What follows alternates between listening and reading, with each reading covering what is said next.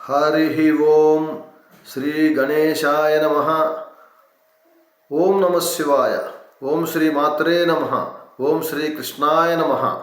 ఓం శ్రీ గురుభ్యో నమః. నారాయణం నమస్కృత్య నరం చైవ నరోత్తమం దేవీం సరస్వతీం వ్యాసం తతో జయముదీరయేత్. అందరికీ నమస్కారములు. భక్తిరసవాహినికి స్వాగతం. నా పేరు పన్నాల నీలకంఠేశ్వర శర్మ. రేపు అనగా 1/12/2025 తేదీన మార్గశిర శుద్ధ ఏకాదశి, దీన్నే మోక్షద ఏకాదశి అని కూడా అంటారు. ఈరోజు పవిత్రమైన గీతా జయంతి రోజు. ఈ సందర్భంగా మీ అందరికీ శుభాకాంక్షలు.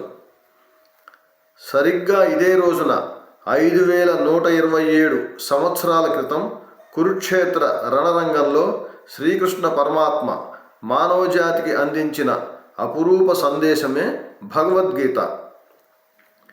భగవద్గీత అంటే ఏదో ఒక మతానికి సంబంధించిన గ్రంథం కాదు. అది జీవన గీత, ఉన్నత వ్యక్తిత్వ వికాస బోధనం, జీవిత నిర్వహణ శాస్త్రం. ఇది మన జీవిత సమస్యలన్నిటికీ పరిష్కారం చూపే ఒక విశ్వవిద్యాలయం వంటిది.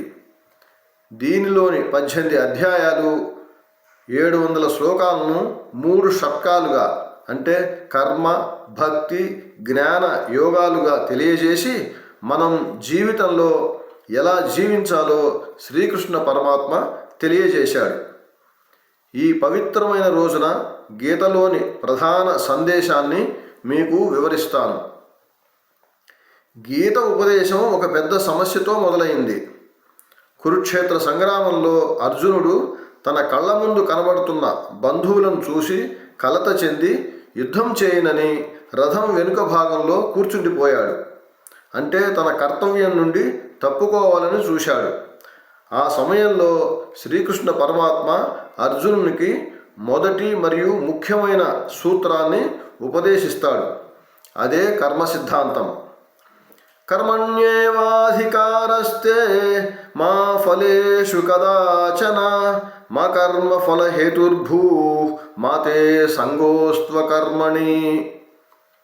అంటే నీకు కర్మ చేయడంలోనే అధికారం ఉంది, ఫలితాల్లో లేదు. నీవు కర్మఫలాలకు కారణం కాకు. కర్మ చేయకుండా ఉండే వైరాగ్యం కూడా నీకు వద్దు. నీ కర్తవ్యాన్ని నువ్వు నిర్వహించు అని శ్రీకృష్ణ పరమాత్మ చెప్పాడు. ఈ పరిస్థితి మన జీవితంలో కూడా చాలాసార్లు వస్తుంది. బాధ్యతను వదిలి పారిపోవాలనుకుంటాం. ఆ సమయంలో మనం కూడా కర్మ సిద్ధాంతాన్ని అవలంబించాలి. మీకు ఒక ఉదాహరణ చెప్తాను.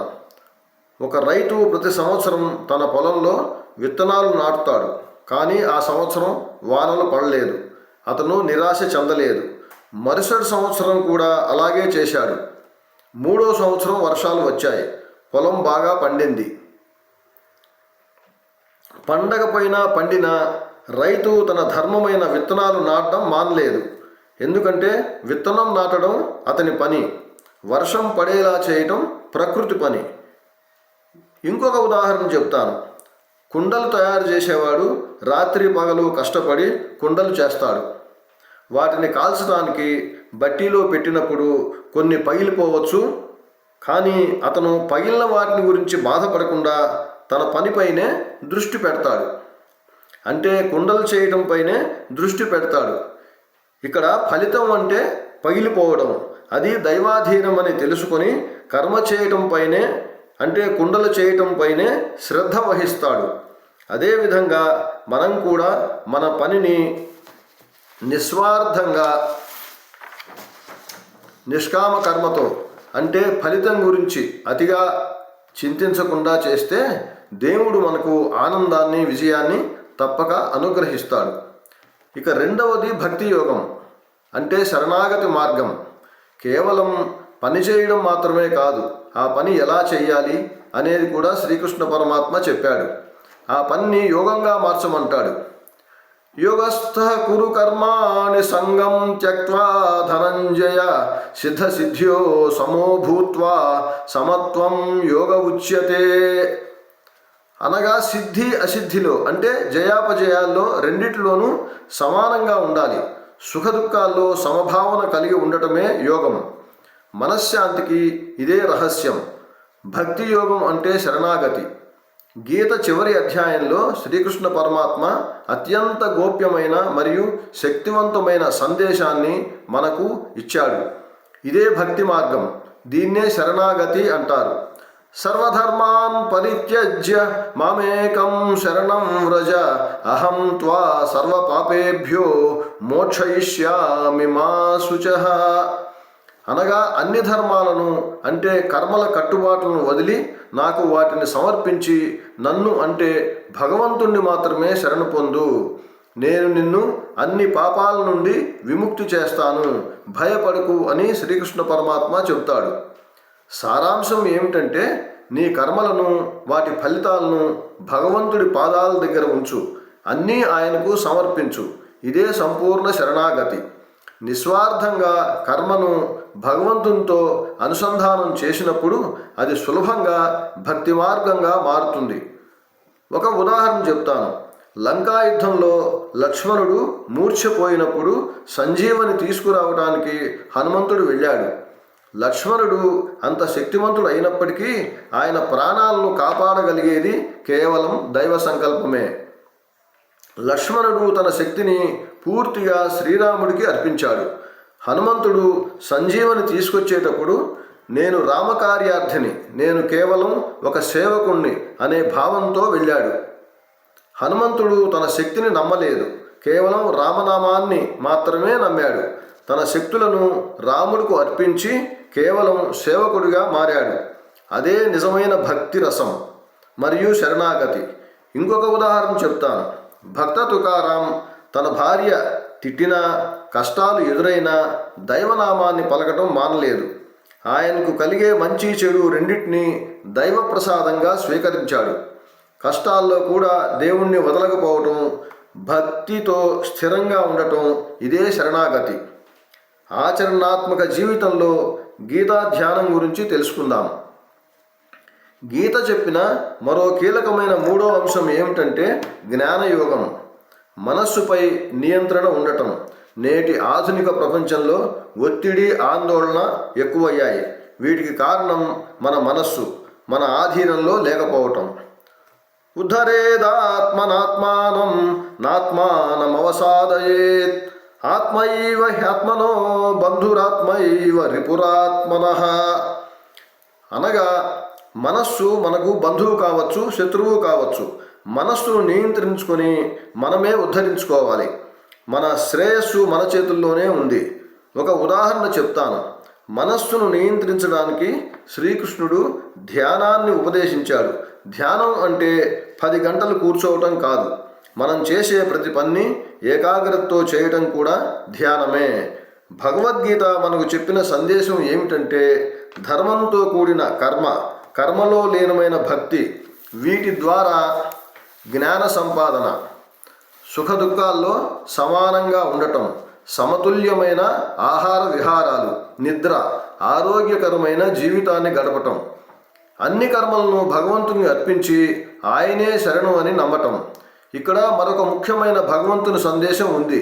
అదేమిటంటే కలియుగంలో ధర్మాన్ని నిలబెట్టడం గురించి శ్రీకృష్ణ పరమాత్మ చెప్పిన ఉపదేశం. దాన్ని కూడా వివరిస్తాను. భగవద్గీత కేవలం ఒక పవిత్ర గ్రంథం కాదు.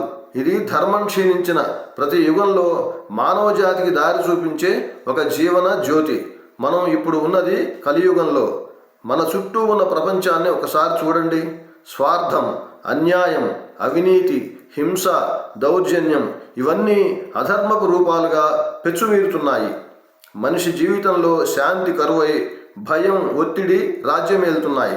ఇలాంటి పరిస్థితుల్లో మనకు భగవద్గీత సందేశం ఎంత అవసరమో మనం తెలుసుకోవాలి.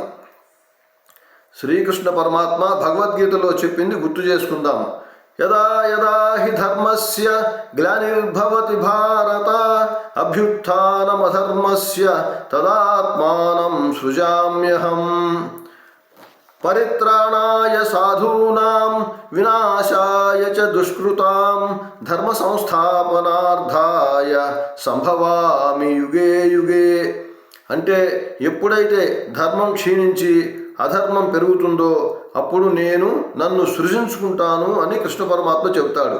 శిష్టులను రక్షించటానికి, దుష్టులను నాశనం చేయటానికి, ధర్మాన్ని పునఃస్థాపించడానికి నేను యుగ యుగాల్లో అవతరిస్తాను అని శ్రీకృష్ణ పరమాత్మ చెప్పాడు. శ్రీకృష్ణుడు మన చుట్టూ ఉన్న అధర్మాన్ని నాశనం చేయటానికి మళ్ళీ జన్మించాల్సిన అవసరం లేదు.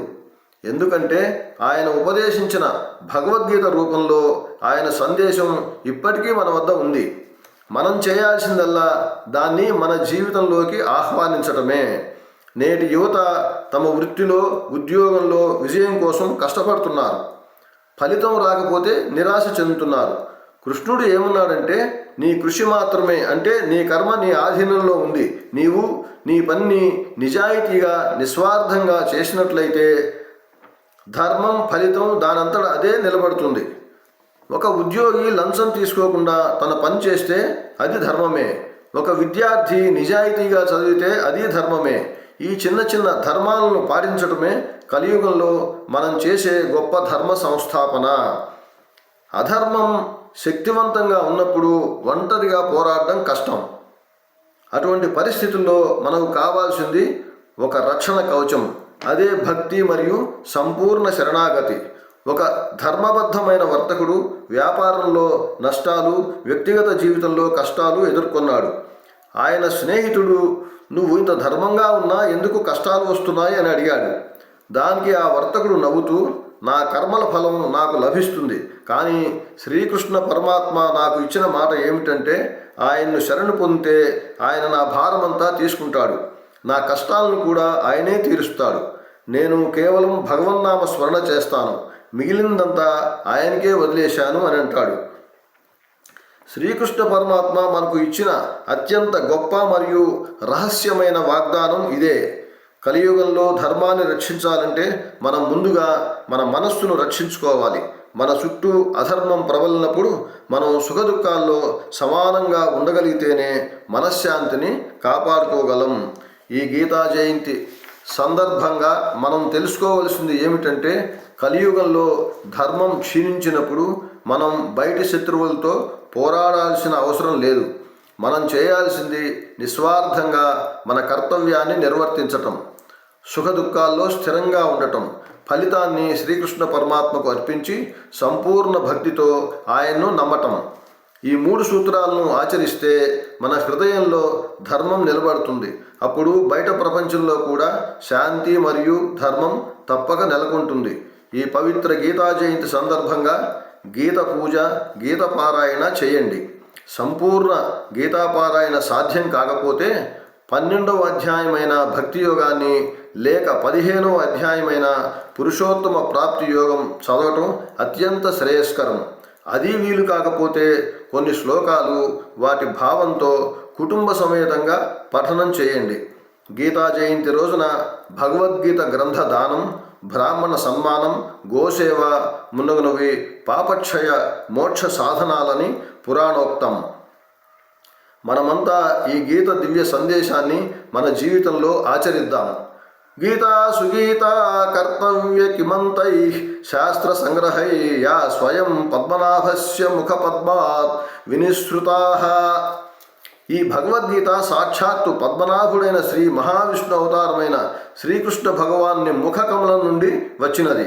ప్రతి వ్యక్తి శ్రవణం, కీర్తన, పఠన, పాఠన, మన్నం ద్వారా సేవించండి. అట్లా చేసినచో ఇతర శాస్త్రములతో పని లేదు. అదే శ్రీకృష్ణుడికి మనం ఇచ్చే నిజమైన కానుక. మీరందరూ భక్తి మార్గంలో స్థిరంగా ఉండాలని ఆ భగవంతుణ్ణి ప్రార్థిస్తున్నాను.